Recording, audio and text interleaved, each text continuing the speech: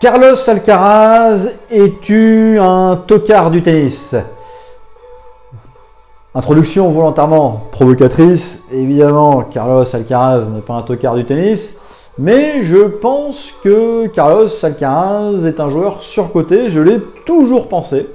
Et ce qui est en train de se passer actuellement, le fait qu'il soit moins fort et le fait que Sinner est en train de, à mon sens, de passer devant, va dans mon sens. Donc, aujourd'hui, je vais faire une vidéo pour expliquer pourquoi je pense que Carlos Alcaraz est surcoté. Je ne dis pas qu'il est extrêmement surcoté, attention, hein, c'est un bon joueur, Carlos Alcaraz, évidemment. Mais pourquoi je ne le vois pas comme un numéro 1 mondial pendant longtemps? Pourquoi je ne le vois pas gagner des grands chelems en pagaille? Et ça, je ne l'ai jamais vu gagner. Jamais j'ai pensé qu'il pourrait le faire. Alors, premièrement, Carlos Alcaraz est surcoté et il a gagné des matchs et des grands matchs et des grands chelems à un moment bien précis. Ce moment coïncidait avec, d'une part, la période où Djokovic était moins fort et d'autre part avec la période où les autres joueurs n'étaient pas encore arrivés. On avait notamment Sinner était beaucoup moins fort qu'il ne l'est aujourd'hui. Donc en fait, la concurrence était beaucoup moins importante qu'aujourd'hui. Alors il y avait peut-être aussi Medvedev qui était dans une période un peu moins bonne. Mais aujourd'hui, moi, si vous voulez, je vois... c'est compliqué de dire Djokovic ou Sinner actuellement. En tout cas, je vois Djokovic, Sinner et Medvedev au-dessus d'Alcaraz. Mais bien au-dessus d'Alcaraz. Et j'en vois même peut-être d'autres arriver derrière qui peuvent être au-dessus d'Alcaraz. Mais aujourd'hui, pour moi, je les mets au-dessus. Je mettrais même au-dessus Zverev. Voilà, je pense que Zverev est au-dessus d'Alcaraz. Donc surcoté, à mon sens, parce qu'à la période où il est arrivé, où il a gagné ses titres, il a profité d'une période particulièrement opportune pour lui, où les joueurs n'étaient pas dans leur meilleure forme. Ensuite, le problème qu'a Alcaraz, c'est son jeu. Son jeu a deux problèmes fondamentaux. Le premier est qu'il est beaucoup trop à risque de blessure. Et Alcaraz est souvent blessé, et Alcaraz va souvent se blesser. Ça va être un très très gros problème dans sa carrière, parce qu'il a un jeu qui nécessite beaucoup trop de dépenses physiques. Il a ensuite des gestes extrêmement brusques. On le voit, ces gestes sont violents. Contrairement par exemple à un Novak Djokovic qui a des gestes qui sont beaucoup plus dans l'accompagnement, beaucoup plus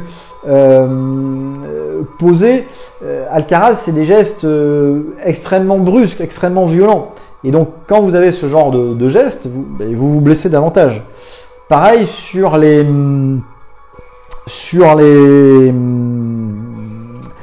Il est toujours obligé d'être à 110%. Et donc quand il arrive, il court très vite et là il fait des arrêts extrêmement brusques, il est limite en dérapage constant sur ses bouts de course et il va se faire mal aux articulations, c'est obligé, il ne peut pas faire autrement.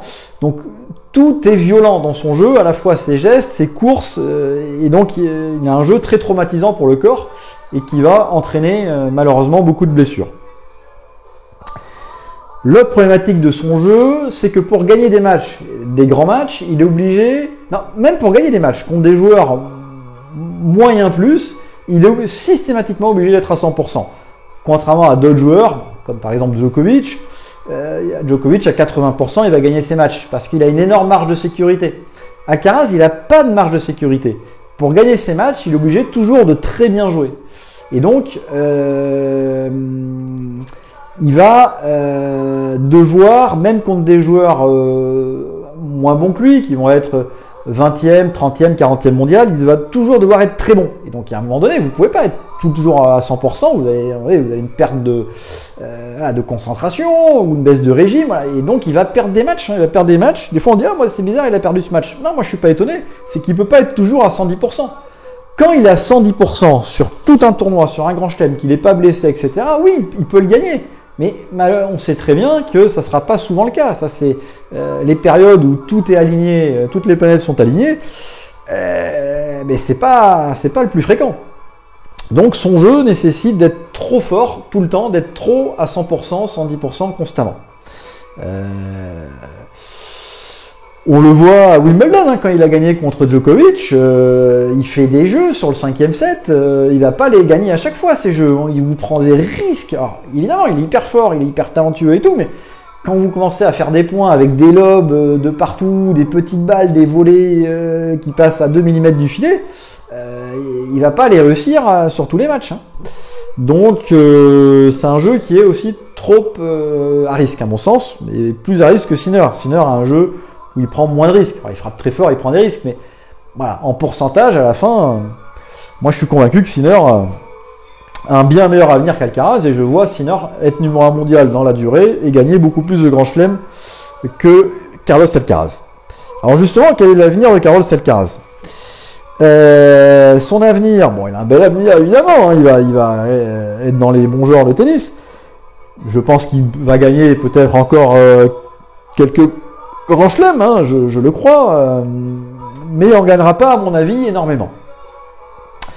Il a 3 problèmes, je l'ai dit, à mon avis il va se blesser, un joueur qui se blesse jeune comme ça, après c'est un cercle vicieux, vous vous blessez, vous avez du mal à récupérer, vous vous re-blessez, puis après ça vous prend la tête, vous finissez par être un peu obsédé par les blessures. Des joueurs très talentueux comme ça qui ont été blessés jeunes, il y en a énormément, malheureusement souvent ils ont eu soit des carrières courtes, soit après ils ont commencé à disparaître un peu de la circulation parce que et puis on comprenait pas, on disait ouais mais lui il était bon, pourquoi on le voit plus? Parce qu'il se blessait et puis ils en avaient marre, à force c'est difficile de revenir après chaque blessure, revenir. Il y a un moment donné la lassitude finit par s'installer. Donc je crains que pour Carlos Alcaraz ce soit le cas. Deuxièmement, l'autre problème qu'il a, c'est qu'aujourd'hui il y a des joueurs qui arrivent derrière, notamment Sinner ou Zverev qui reviennent et qui sont très très bons. Et puis Medvedev, il est encore pour quelques années. Et je pense que Medvedev, il est au-dessus de lui. Et Djokovic est encore là. Mais voilà, donc il y a des joueurs qui, quand il a gagné cet endroit, étaient peut-être moins bons. Et là, des joueurs qui sont en train d'arriver et qui ont confiance. Je pense qu'aujourd'hui, Sinner, s'il arrive sur un terrain contre Alcaraz, dans sa tête, il se dit « je dois gagner ». Ce qui n'était peut-être pas le cas il y a 1 an ou 2. Donc ça change tout. Ça change tout. Troisième point, aujourd'hui, les joueurs savent qu'Alcaraz a des faiblesses, savent qu'il peut se blesser, savent qu'il peut... ils connaissent ses faiblesses. Ils savent qu'il faut qu'il soit toujours à 100%, et donc ils le savent. Et aujourd'hui, on a des jeunes joueurs qui ont plus peur. Avant, les joueurs étaient peut-être plus respectueux, un peu plus tendres, etc.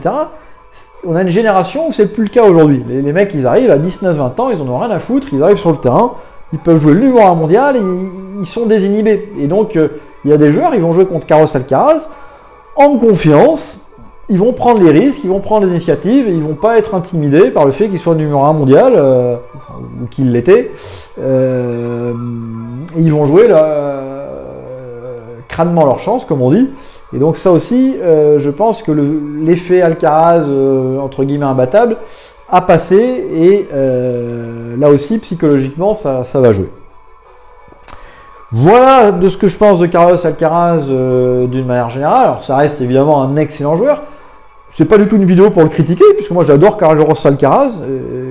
Au tennis aujourd'hui, je vais regarder quand il y a Sinner, j'adore Sinner, et quand il y a Alcaraz, parce que j'adore Carlos Alcaraz. Je trouve que c'est un joueur super à avoir joué. C'est sûrement le plus impressionnant quand il est vraiment en forme, qu'il joue très bien. Il est super impressionnant, il est super à avoir joué. Donc j'adore Carlos Alcaraz. Et en plus, c'est un gars avec une super mentalité, super sympathique, et qui a souvent le sourire aux lèvres, et ça fait plaisir à voir. Donc voilà, moi j'espère me tromper. J'aimerais bien que Carlos Alcaraz gagne encore des grands chelems et tout, et le voir tout en haut du tennis encore pendant de longues années. Donc j'espère voilà, que je me trompe un peu, parce qu'on a besoin d'un Carlos Alcaraz, il fait du bien au tennis, et tout le monde l'aime beaucoup. Je vous dis à bientôt pour une prochaine vidéo.